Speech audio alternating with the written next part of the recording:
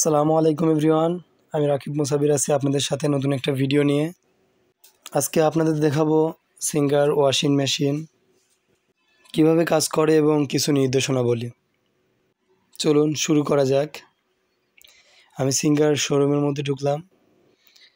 প্রথমেই দেখতে পাচ্ছি ওয়াশিং মেশিন 9 কেজি, 7 কেজি, আমাদের 11 কেজি, এগুলা অটো ওয়াশিং মেশিন। আপনারা চাইলে সেমি অটো যেটা আছে ওটাও নিতে পারেন।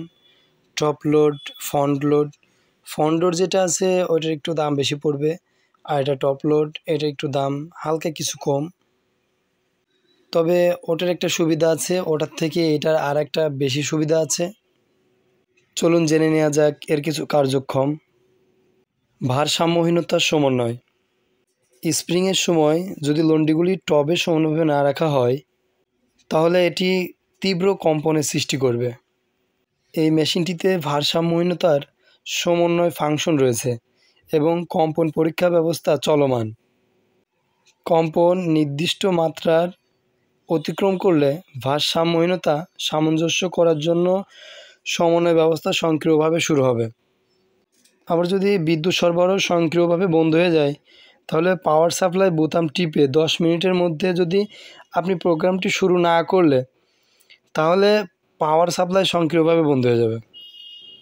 কাপড় ধোয়ার শেষ হওয়ার পর অ্যালার্ম বাজবে এবং বিদ্যুৎ সরবরাহ স্বয়ংক্রিয়ভাবে বন্ধ হয়ে যাবে। এখানে এটা শিশু লক ফাংশন আছে, যেটা আপনি চাইলে এই ফাংশনটা সেট করলে পাওয়ার সহ সমস্ত বোতাম লক হয়ে যাবে, যেটা বাচ্চাদের জন্য এটা নিরাপদ। এই পাইপটা আপনার ইন করবে, পানি মধ্যে ঢুকাবে এবং একদিক থেকে পানি বের হওয়ার রাস্তা আছে।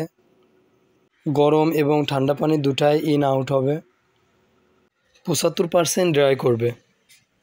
সো ভিউয়ার্স, আজ এ পর্যন্তই। ভালো থাকবেন। আবার দেখা হবে আপডেট তথ্য এবং নতুন কোনো ভিডিওতে।